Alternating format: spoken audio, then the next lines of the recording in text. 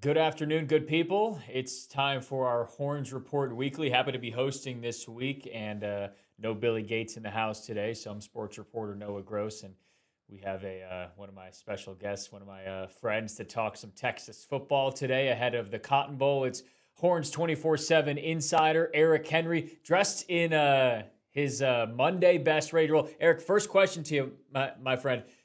Texas heading into the semifinal, two options of where they could have gone as far as Arlington for the Cotton Bowl or Miami for the Orange Bowl as well. As the resident mayor of every city in Florida, are you happy that this is in Arlington so you can actually get some work done and you don't have 400 people to hang out with in South Beach?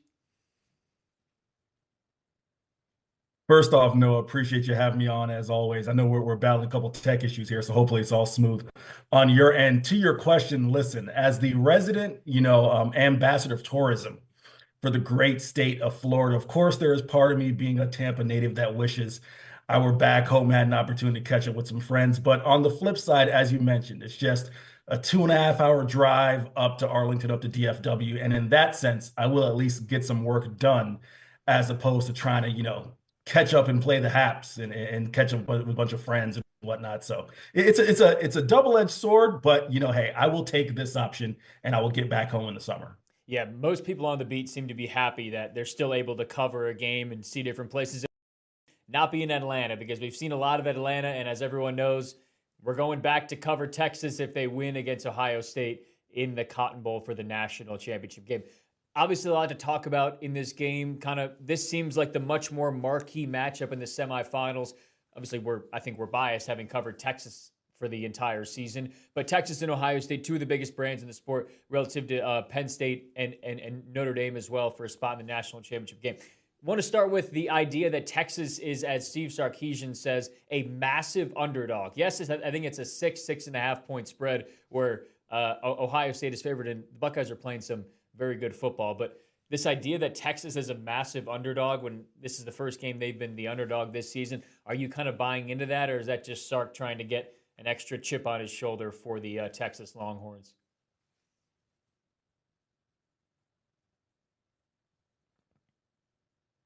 Yeah, no, I caught the back end of your question referring to, Texas being a massive underdog. Again, sorry about the tech issues. I'm not sure if that's on mine or yours, but in relation to, buying into Texas being an underdog, I mean, listen, you take a look at this Ohio State team, and I don't think, if we take a 10,000-foot view, you can say this was a down year for the SEC, right? I know that sounds weird to say, considering the sentiment, right, entering the year was, man, Texas, they didn't get Alabama, they didn't get LSU, they didn't get,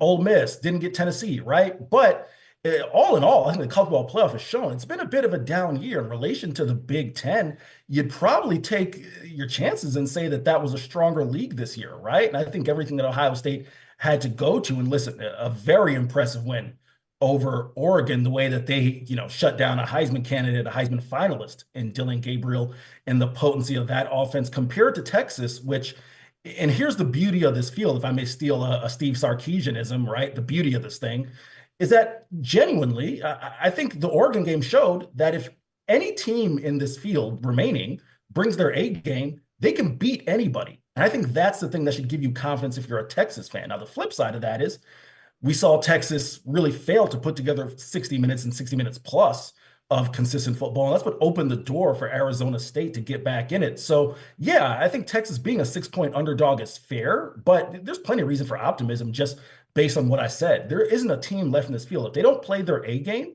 they're more than capable of winning a title. It's just, can you do it for 60 minutes?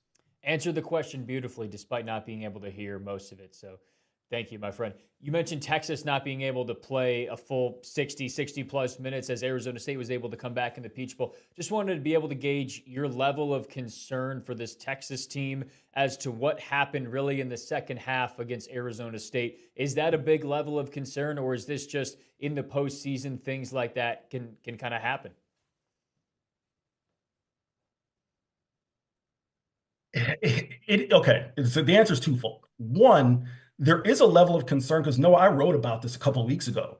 third quarters for this team over the past 6, 7 games have not been kind. I asked Steve Sarkisian about it a couple of weeks ago, and he said, and I'm not chastising Steve for this answer. He's trying to recall off the top of his head, but he said he would like to think that his team had, sizable leads coming out of halftime, and maybe that played a factor in some of the offensive inefficiency in the third quarter. But that's just not the case. You look no further than the Georgia game. The last 2 times Texas played at Mercedes-Benz Stadium, the third quarter was what opened the door for Georgia to get back in the game. Who would have thunk it, right? That you knock Carson Beck out of the game, you have to go to a backup in Gunnar Stockton, and Gunnar Stockton is the one who helps Georgia. In terms of plays, Texas only ran, if memory serves me correct, something like 6 or 8 plays compared to Georgia's 25. The same happened against Arizona State, right? So when you say level of concern, there is a pattern there. Now, the flip side of it is, I'll say this. Texas's offense, and it's just the way the game played out, right? I do believe, Steve Sarkisian, that it's just kind of happenstance. Texas's defense was on the field for 30-something minutes entering the fourth quarter. I don't care how great this defense is, and we're talking about a defense that's arguably the top, unit in the nation. If you're on the field for 30-something minutes compared to Arizona State's 11 and change, A, that is going to tire out your defense, and B, that's going to allow for an Arizona State defense to be rested and make some plays against a Texas offense that, as I laid out, has had some struggles in the second half. So it's a concern in that there's been a bit of a pattern, but again, to use Steve Sarkisian's phrase, the beauty of this thing is it's something you can remedy, right? Steve Sarkisian, as the play caller, you have some success on first down, you're able to chew up a little bit of clock. At least that helps your defense out. And best case scenario, if you're taking a lead or at least a close ball game from the halftime, intermission into the third and fourth quarter, at least your defense is going to be there to make plays if you help them out a little bit. So it's a concern, but something that is fixable. Regardless of how it went down, Texas happy to be in the Final Four.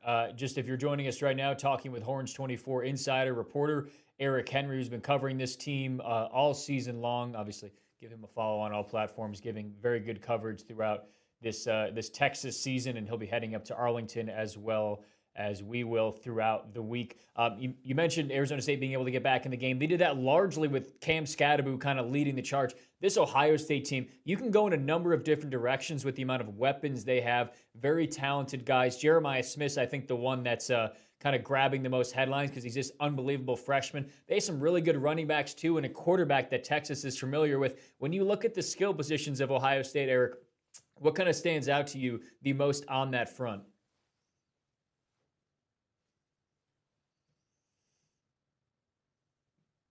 Yeah, no, again, I'm having to play piecemeal with your question, but I got the gist of it. When you talk about the skill position guys for Ohio State, here's the thing in my mind where, again, I don't want to say it's a worry, but let's just call a spade, right? It's definitely the most primary concern for Texas.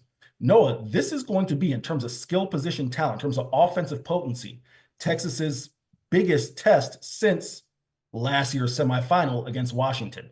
You look at last year, Rome Odunze, Jalen Polk, 2 very capable receivers, obviously both of them in the NFL. Of course, Dylan Johnson in the backfield, and then Michael Penix, of course, having an excellent first season here, with the Atlanta Falcons. He was a stud last year for Washington. You fast forward, you talked about Jeremiah Smith being the most, attention-grabbing weapon for Ohio State. But listen, whether it's Judkins and Henderson in the backfield, they've got 2 rushers we're going to go for who have north of 900 yards this year. Very talented, capable group in the backfield in that regard. And then really it's a three-headed monster in terms of the receiving group. So yes, it is something that, again, I think if you are a Texas fan entering this game, that would be the number one concern. I don't want to jump too far ahead, but the number 2 concern would be Texas's ability to establish the run against an Ohio State run defense that allows less than 100 yards per game. But no doubt about it. No, and it's probably one of the most, in sports, you kind of get these weird, like symmetrical storylines that kind of weave themselves together really naturally. Well,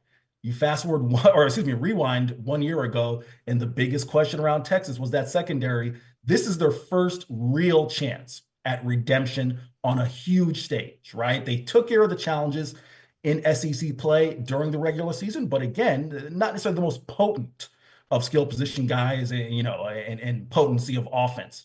Now they're going to have their real test to say, hey, we are able to redeem ourselves from the year prior. Yeah, and this is an Ohio State team that everybody always asks, are you playing your best football at the end of the season? And Ohio State certainly is playing their best football here at the end of the season, having just steamrolled Tennessee and then Oregon, who looked like the only really, I don't want to say dominant team, but they were the only real unbeaten team up to that point. Ohio State just dominated them. All right, we talked about that Texas defense, which has been the strength of their team, led by Thorpe Award winner Jahdae Barron, guys like Anthony Hill as well, and guys that impressed me a ton, Alfred Collins and company up front. But as far as that Texas offense, they had to throw the ball, and they had to throw the ball a lot when things got a bit iffy last week against Arizona State. Running the ball was a struggle for Texas, and that's been such a key for Texas. They were so good against Clemson on the ground. Eric, how important is that for Texas, and what do you kind of see on the front of Texas trying to get the ground game going against this Buckeyes defense? No, it's huge for Texas to be able to get the ground game going. Look, through 15 weeks, right? This is not a run game that's going to be any different than they were throughout the year, right? We know it's been an inconsistent team as far as running the football. Yes, the rushing yards in the early part of the year, as far as total yards, were there, but Noah, let's call a spade again. It wasn't up until, Jaden Blue's breakout run against Clemson, in which the three longest runs from scrimmage for this team came from non-running backs. You had the 67-yarder from Arch Manning against Louisiana Monroe. You had the Ryan Wingo play against Michigan. And then, of course, you had Isaiah Bond as well, right? So the run game isn't going to all of a sudden, in my mind, this is no disrespect to Quintravian Wisner and Jaden Blue, Kyle Flood's group up front, but they're not going to magically turn into a team that's going to just break out for 300 yards, right? However, where it does matter is Texas staying ahead of the chains, which has been crucial this year.